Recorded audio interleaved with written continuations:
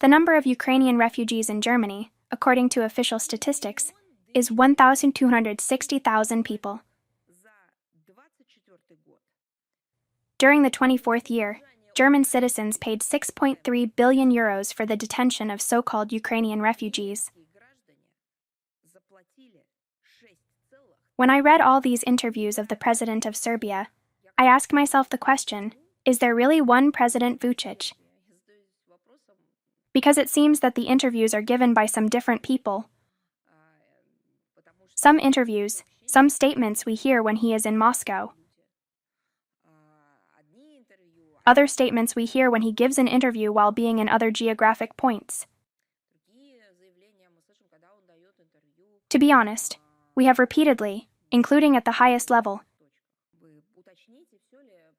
received assurances from the Serbian leadership that the export of Serbian ammunition is under strict control.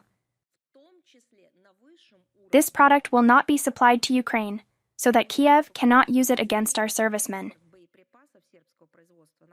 It always amazes me that Russian and Japanese media, traditionally, before we talked about relations, now, let's say, they ask Japanese media representatives to comment on the problem. And last time, at the last briefing, I said that several dozens of Japanese journalists, technical workers, are accredited here in Russia. One big question is, what are they doing on the territory of our country?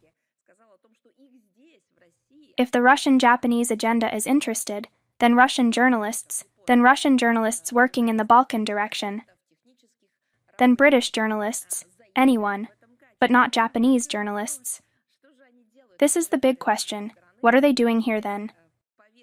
We always emphasize that the revanchist policy of Japan hurts the feelings of the peoples of neighboring countries who suffered from its barbaric expansionist campaign in the first half of the 20th century.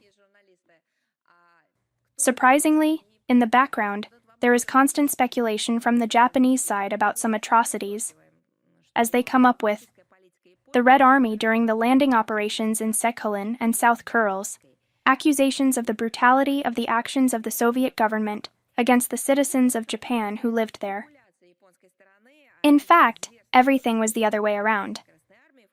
Tokyo, even after its capitulation, did not stop committing crimes that have no date.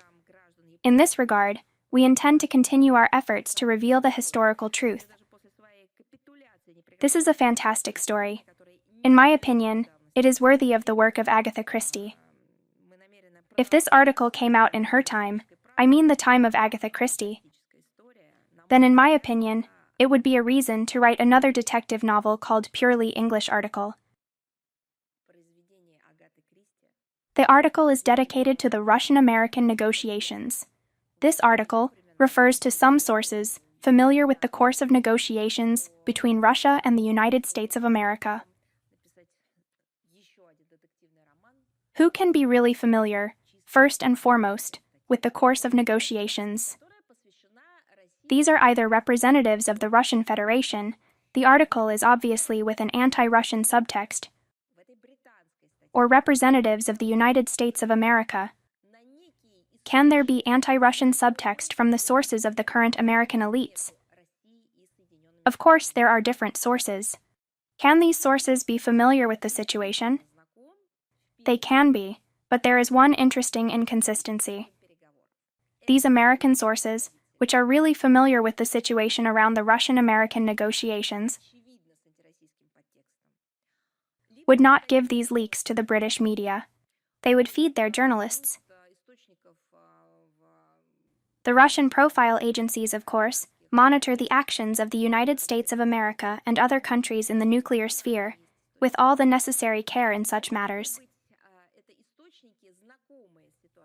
They also test the strategic offensive weapons in the American arsenal, including the intercontinental ballistic missile.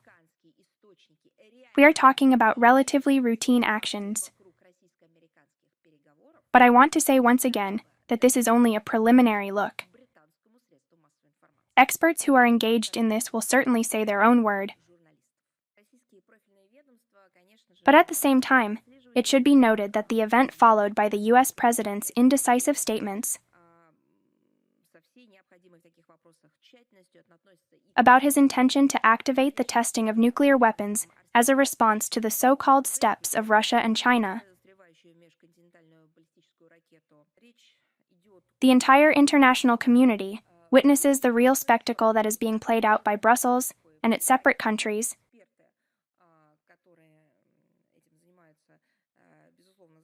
and the Kiev regime in the context of the so-called Euro integration aspirations of Ukraine.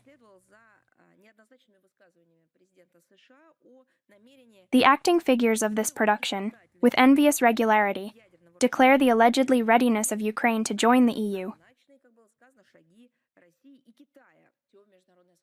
They literally report on the allegedly achieved progress in the course of some preliminary negotiations, the successful implementation of internal reforms. In practice, Ukraine is hopelessly far from the implementation of the standard EU requirements for foreign candidates,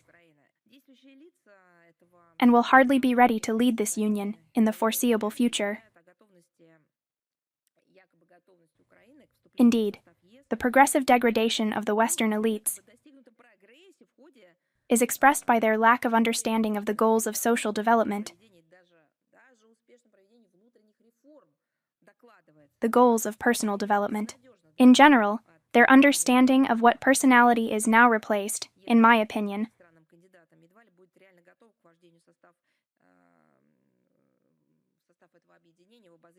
by all the qualities of a larva. The meetings of the Russian Security Council and the President's instructions may also be an answer to your question. The relevant instructions have been received by the Foreign Ministry, and the Ministry has begun to carry out the task set by the country's leadership. This year alone, about 10 large-scale NATO maneuvers were carried out in the region, including the annual exercise on nuclear deterrence, which took place in October. Therefore, this is not a question of individual statements, which can be followed by emotions or political position.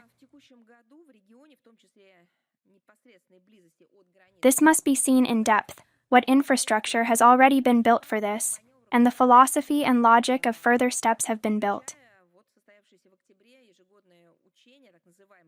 It is difficult to exaggerate the value of the Arctic for our country in any way. Our country has never threatened anyone in the Arctic. It remains committed to international law, the search for diplomatic solutions for all emerging issues, including in the high latitudes. Therefore, we will continue to build an adequate line of response to threats and threats of our security.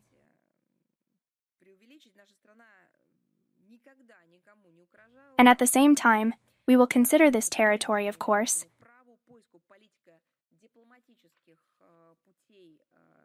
as a territory of peaceful assimilation, cooperation, and interaction.